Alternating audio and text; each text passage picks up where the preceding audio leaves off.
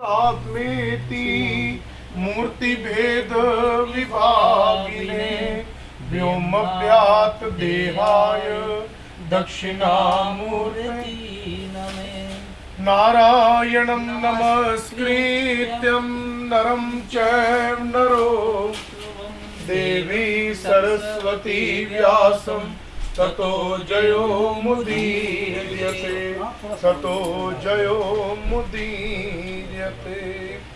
आओ मिलकर बड़े प्रेम से प्रभु का स्मरण करते हुए अमा गरुड़ पुराण जी का पावन पाठ प्रारंभ करने हेतु पूर्व अपनी वाणी की पवित्रता के लिए बड़े प्रेम से प्रभु का नाम सब ने मिलकर जपना है और परमपिता परमात्मा के श्री चरणों में प्रार्थना याचना करते हुए कि हे परमपिता परमात्मा, हमारी ज़ुबान हमेशा मीठी बनी रहे और इस गरुड़ पुराण की पावन कथा के अंदर आपका निवास हो, ऐसी कामना भगवान से करते हुए और बड़े प्रेम से क्या कहना है।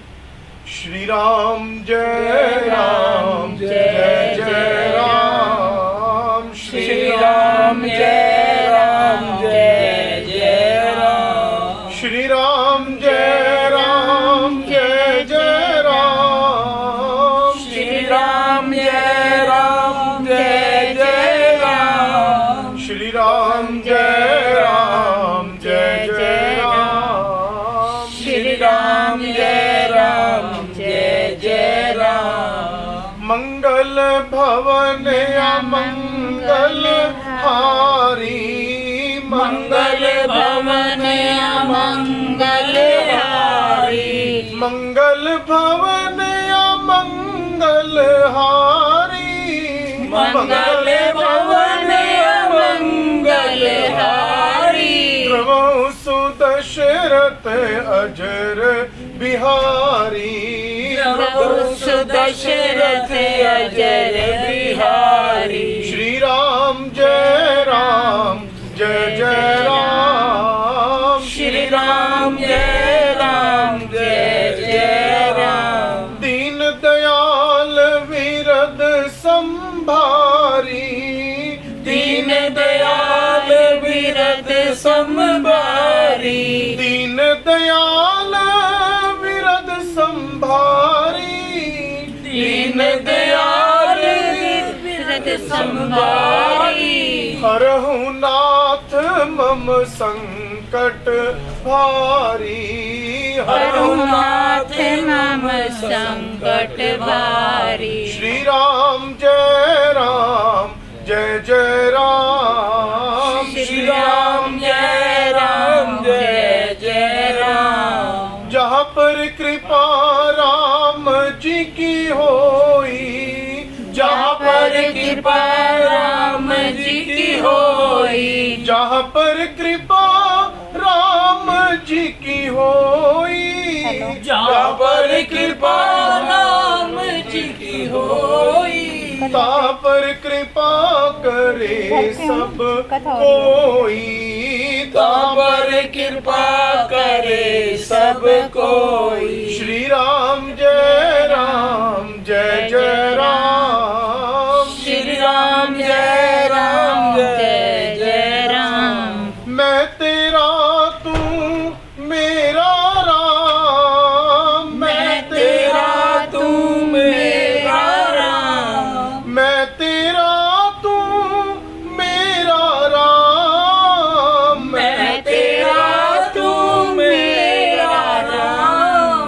मुझे भरोसा तेरा राम, मुझे भरोसा तेरा राम। श्री राम जय राम जय जय राम, श्री राम जय राम जय जय राम। जय सिया राम बोलो जय सिया राम, जय सिया राम बोलो जय सिया राम। जय सिया राम बोलो जय सिया राम, जय सिया राम बोलो जय सिया राम। जय सिया राम बोलो जय सिया राम, जय सिया राम बोलो जय सिया सिया राम। जय सिया राम बोलो जय सिया राम। जय सिया राम बोलो जय सिया राम। बोलो राजा रामचंद्र चंद्र महाराज महाराज की जय। बोलो शंकर भगवान भगवान की मातृ गंगा तेरी सदाई जय। सत्य सनातन धर्म धर्म की जय। श्रीमद् गरुड़ महापुराण भगवान की जय। आगे चलते हुए कथा के अंदर गरुड़ जी ने प्रश्न रखा है भगवान विष्णु जी के सामने कि येन येन च पापेन यच्च चिन्ह प्रजायते और याम याम योनि गच्छन्ति तन्मे कथ्य केशव। कि प्रभु मैं जानना चाहता हूं कि इस संसार के अंदर लोग अनगिनत शरीरों से पैदा होते मरते भी हैं, कर्म अंतहीन है प्रभु। कि येन येन च पापेन प्राणी कैसे कर्म के द्वारा अगले जन्म के अंदर कौन सी योनि के अंदर जाता है मैं जानना चाहता हूं। भगवान कहते हैं गरुड़ जी सबसे पहले एक ब्राह्मण की हत्या करने वाला अगले जन्म के अंदर तपोदिक से पीड़ित बनता है। गौ माता को मारने वाला, गाय का वध करने वाला अगले जन्म के अंदर कुबड़ा बनता है। गरुड़ जी घर की बेटी कन्या को मारने वाला अगले जन्म के अंदर कोड़ी बनता है। ये तीनों पापी जीव चंडाल योनि के अंदर जन्म लेते हैं। विंतानंदन पापों का क्षय ये नहीं कि एक बार मृत्यु हो गई तो पाप भी खत्म हो गए। ना जाने कहाँ का हमें उस पापों का क्षय भुगतना पड़े कुछ नहीं कहा जा सकता। पुण्य कर्म जितने करोगे आपका इस लोक में भी भला है और परलोक में भी भला।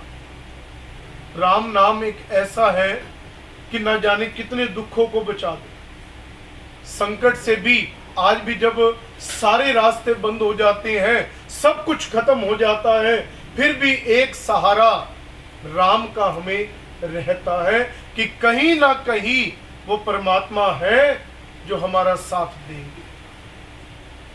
लास्ट में आकर भी बड़े से बड़े डॉक्टर भी इस बात को कह देते हैं कि अब कोई परमात्मा करिश्मा कर दे तो भगवान जाने उसके हाथ में है। आगे ना प्रभु पे बात, कहीं ना कहीं मेल बना है राम के नाम। महाभारत के अंदर कुरुक्षेत्र की पावन भूमि पर भगवान श्री कृष्ण खड़े हैं और उनका परम मित्र परम दास गांडीव धनुषधारी पांडवों में श्रेष्ठ अर्जुन खड़ा है। अर्जुन ने पूछा कि प्रभु द्वापर युग का अंत होने जा रहा है और कलयुग की शुरुआत होने जा रही है। भगवान ये बताते जाओ कि कलयुग में कौन सा रूप लेकर आ रहे हो, कौन सा अवतार लेकर इस कलयुग में धरती पर आप आ रहे हो, ये बताओ। भगवान कह लगे अर्जुन मेरा कलयुग में कोई अवतार ही नहीं है। अर्जुन बहुत हैरान हुआ कि प्रभु अगर आप अवतार नहीं लोगे तो लोग किसके सहारे जिएंगे, लोगों का सहारा कौन बनेगा। अब आप द्वापर युग में खड़े हो, कृष्ण रूप में आए, लोगों को हिम्मत मिली, सहारा मिला। पिछले युग में त्रेता युग में राम अवतार में आए, लोगों को सहारा मिला। सतयुग में नारायण अवतार में आए, लोगों को हिम्मत मिली। लेकिन कलयुग में अगर आपका कोई अवतार नहीं होगा तो लोग कहाँ जाएंगे। भगवान कह लगे अर्जुन मेरा कलयुग में कोई अवतार नहीं है। जब कलयुग का अंत होगा तब जाके मैं कल की अवतार लूंगा और वो भी अधर्म पर धर्म की जीत करने के लिए। लेकिन उससे पूर्व कोई मेरा अवतार कोई रूप नहीं होगा। अर्जुन बहुत हैरान हुआ। अर्जुन लास्ट में कह रहे हैं कि प्रभु चलो आप इतना ही बता दो कि अगर आपका कोई अवतार कलयुग में नहीं है तो लोग किसके सहारे जिएंगे, बस ये बताते जाओ, आपकी अपार कृपा हो।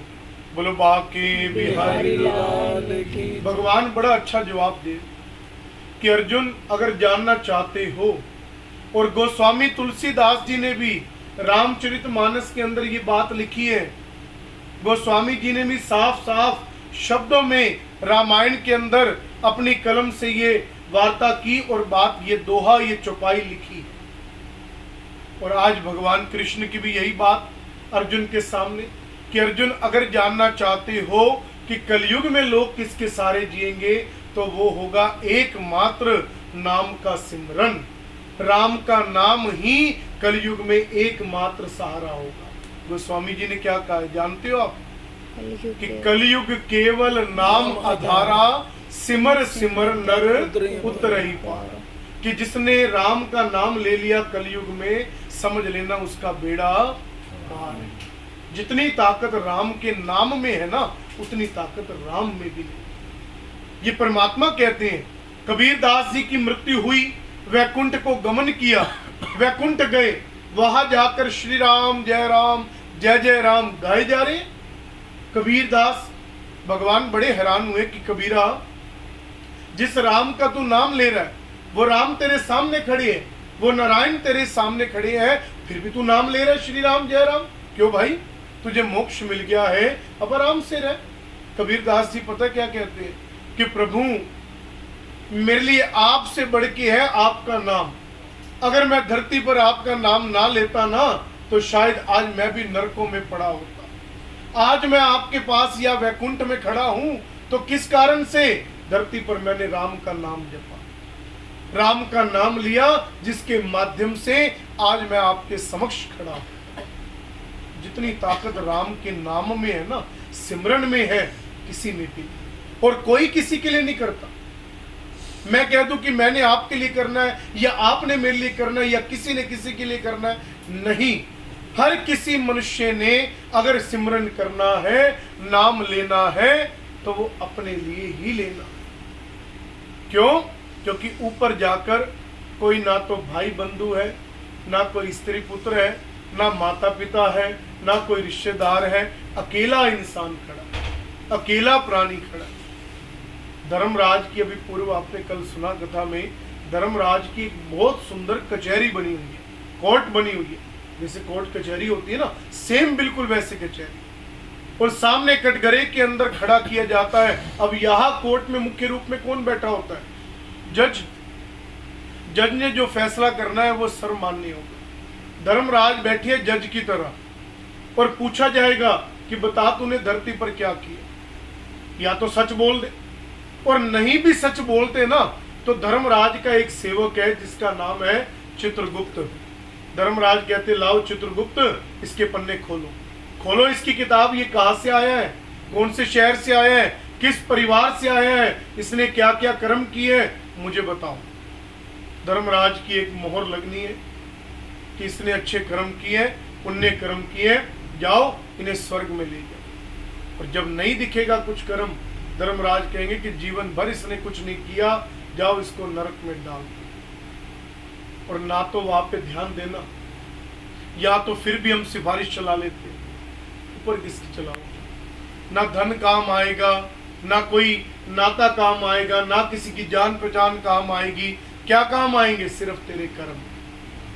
तेरे कर्म अच्छे हैं तो ऊपर काम आएंगे, तेरे कर्म नहीं है तो चाहे लाख कोशिश कर ले तू बच नहीं पाएगा। फोन पे हम झूठ बोल देते, कहीं भी बैठे हो कह देते कि नहीं बैठे, लेकिन जिस दिन उस परमात्मा का बुलावा आ गया उसको क्या झूठ बोलोगे कि हम नहीं आते या हम यहाँ बैठ गए। जिस दिन उस परमपिता परमात्मा ने संदेशा भेज दिया कि चल तेरा समय पूरा हो गया, तो उस समय क्या करेगा? उस समय किसी की कुछ नहीं चलती कि आएगा बुलावा तो जाना पड़ेगा, सर तुझको आखिर झुकाना पड़ेगा। वहां ना चला है, वहां ना चलेगा, बहाना किसी का नहीं चाहिए, दिल दुखाना किसी का नहीं चाहिए, दिल दुखाना किसी का। कि दुनिया का गुलशन बना ही रहेगा, ये तो जहां में लगा ही रहेगा। दुनिया का गुलशन बना ही रहेगा, ये तो जहां में लगा ही रहेगा। दुनिया का गुलशन समझते हो क्या होता है? कोई ये मत समझना कि मेरे जाने के बाद मेरे घर में कोई काम नहीं होगा। सारे काम होते हैं, किसी का कोई काम रुका? कोई कह दे कि किसी के जाने के बाद उसके घर में कोई शादी नहीं हुई या उसके घर में कोई अच्छा काम नहीं हुआ, शुभ काम नहीं हुआ। सारे काम होते हैं। क्यों होते हैं? क्योंकि भगवान कहते हैं गरुड़ जी, इस दुनिया के गुलशन को कोई फर्क नहीं पड़ता, चाहे कोई संसार में आए चाहे कोई संसार से जाए। दुनिया का गुलशन बना ही रहेगा, ये तो जहां में लगा ही रहेगा। आना किसी का जग में, आना किसी का जग में, जाना किसी का नहीं चाहिए। दिल दुखाना किसी का नहीं चाहिए। दिल दुखाना किसी का। शोहरत तुम्हारी बह जाएगी, दौलत तुम्हारी रह जाएगी। शोहरत तुम्हारी बह जाएगी, दौलत तुम्हारी रह जाएगी। साथ नहीं जाता, साथ नहीं जाता, खजाना किसी का नहीं चाहिए। दिल दुखाना किसी का नहीं चाहिए। दिल दुखाना किसी का। सदा न रहा है जो सदा न रहेगा, जमाना किसी का नहीं चाहिए। दिल दुखाना किसी का नहीं चाहिए। दिल दुखाना किसी का। कि नहीं पता कि कब बुलावा हो जाए। प्यारे, किसी के दिल को, किसी की आत्मा को मत दुखा। छोटी सी तेरी जिंदगानी है और पता नहीं लगना कि कब नंबर आ गया और जाना पड़ा। मौत का जब बुलावा आएगा तो उस समय तू क्या करेगा? चाह कर भी हम कुछ नहीं कर पाएंगे। इंसान चाह कर भी कुछ नहीं कर पाता, क्योंकि मृत्यु जीवन का कड़वा सच है। कड़वा तो है लेकिन सच भी है। कड़वा इसलिए लगता है क्योंकि कोई मरना नहीं चाहता। हर कोई चाहता है कि मैं अपने परिवार के साथ जिंदगी जीऊं, लेकिन सत्य तो ये है कि एक ना एक दिन इस मानव चोले को सबने छोड़ना। और रही बात शोहरत की या दौलत की, दारा सिकंदर नाम सुना होगा आपने कभी किताबों में। दारा सिकंदर 2 जहां के मालिक थे। उनके अधीन 2 जहां आते थे और इतनी पैसा, इतनी दौलत, इतना शोहरत, मान सम्मान था पूरा। दारा लोभ में मरा। जब सिकंदर जाने लगा ना तो सेवक आए, कहने लगे महाराज आपकी कोई आखिरी इच्छा है? सिकंदर कहने लगा हाँ मेरी एक इच्छा है, कहो हम पूरी करेंगे। सिकंदर कहने लगा थोड़ी देर में मेरी मौत हो जाएगी। अब शरीर अवस्था ढल गई, जवाब दे दिया वैद्य ने भी कि थोड़े समय में इनका जाना होगा। मेरी इच्छा ये है जब तुम मेरी शव यात्रा निकालोगे ना, अंतिम संस्कार करोगे, तो शव यात्रा में एक काम करना, कफन से बाहर मेरे दोनों हाथ निकाल दे। सारे सेवक खड़े हो गए कि महाराज ये कैसी इच्छा है? इतना पैसा आपके पास, इतनी दौलत आपके पास, चाहो तो कोई और इच्छा पूरी करो, कुछ दान करो, कुछ करो, ले देकर जो भी करना है वो करो, लेकिन ये हाथ कफन से निकालना, इससे होगा क्या? तो जाते जाते सिकंदर शिक्षा दे गया कि जब तुम मेरी शव यात्रा निकालोगे ना और कफन से बाहर मेरे दोनों हाथ निकले होंगे, तो जाते जाते ये दुनिया मेरी यात्रा को देखकर कहेगी देखो 2 जहां का मालिक आज सिकंदर खाली हाथ जा रहा है, कुछ नहीं लेकर जा रहा। समझ जाएंगे कि दौलत केवल जीवन में काम आती है, मरने के बाद काम नहीं आती। ना तो इस दौलत से हम परमात्मा को खरीद सकते हैं, ना इस दौलत से हम यमराज को, धर्मराज को खरीद सकते हैं। तो किस काम की? केवल जीते जी। मरने के बाद तो यहाँ तक कि एक तन के 3 कपड़े भी, वो भी हम उतार ले। हाथों में कंगन होंगे, गले में चेनें होगी, अंगूठी होगी, कुंडल होंगे, वो भी तेरे परिवार के उतार ले।